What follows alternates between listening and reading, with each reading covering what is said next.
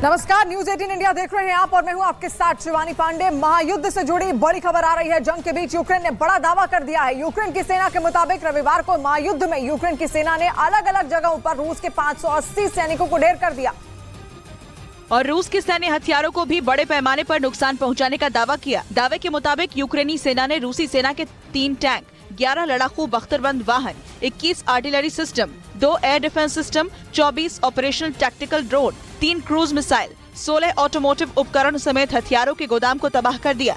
जंग जारी है और रूस और यूक्रेन की ओर से एक दूसरे को नुकसान पहुंचाने के दावे किए जा रहे हैं।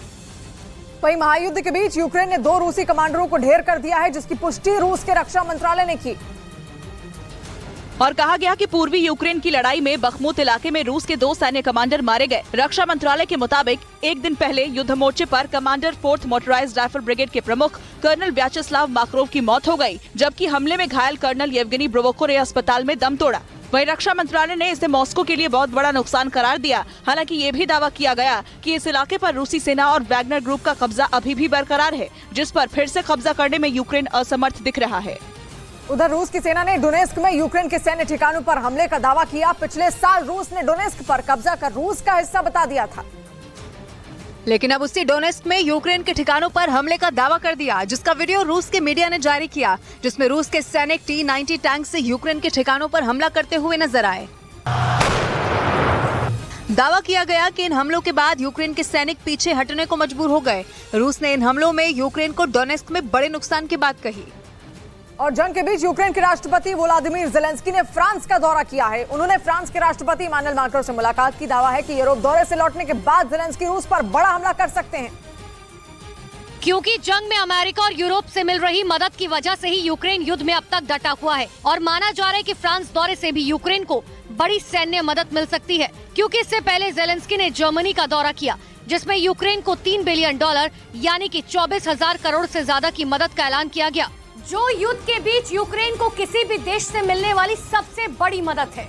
मतलब ज़ेलेंस्की के यूरोप दौरे से लौटने के बाद जंग और भड़क सकती है। इस बीच रूस और यूक्रेन के बीच चल रही जंग से जुड़ी ब्रेकिंग न्यूज आ रही है। रूस की सेना के ठिकानों का पता बताने के लिए वैगनर प्रमुख ने यूक्रेन को ऑफर दिया था। ये दावा अमेरिका के मीडिया ने किया है। तो देखिए किस तरीके से लगातार हर रणनीति अपनाई जा रही है। और बताया गया कि येवगेनी प्रिगोजिन ने यूक्रेन को बखमुत में रूस की सेना का ठिकाना बताने का ऑफर दिया था, जिसे यूक्रेन ने ठुकरा दिया। और इसी के बाद वैगनर की सेना ने बखमुत पर कब्जा किया था। वॉशिंगटन पोस्ट ने अमेरिका की खुफिया रिपोर्ट का हवाला देते हुए दावा किया कि वैगनर प्रमुख ने यूक्रेन को अपनी सेना बखमुत से हटाने को कहा था, जिसमें येवगेनी प्रिगोजिन ने कहा बखमुत से नहीं लौटना उनकी मजबूरी है। मतलब वैगनर प्रमुख नहीं चाहते थे कि वो रूस की सेना के साथ बखमुत की लड़ाई साथ लड़े और इस युद्ध में जीत का श्रेय रूस की सेना को जाए। वैसे ये पहली बार नहीं है जब रूस की सेना और वैगनर लड़ाकू ने के बीच की अनबन खुलकर सबके सामने आ गई, क्योंकि ऐसा ही एक और दावा वैगनर प्रमुख को लेकर पहले आ चुका है, जब येवगेनी ने बखमुत में युद्ध लड़ने से मना कर दिया था और जंग में हथियारों की कमी का हवाला दिया था। और अब उनके नए ऑडियो को लेकर भी बड़ा दावा सामने आया है। इसके बदले उन्हें रूस की सेना का ठिकाना बताने का ऑफर दिया था, क्योंकि बखमुत से येवगेनी प्रिगोजिन की प्राइवेट आर्मी लौटती तो उन्हें हारा हुआ माना जाता।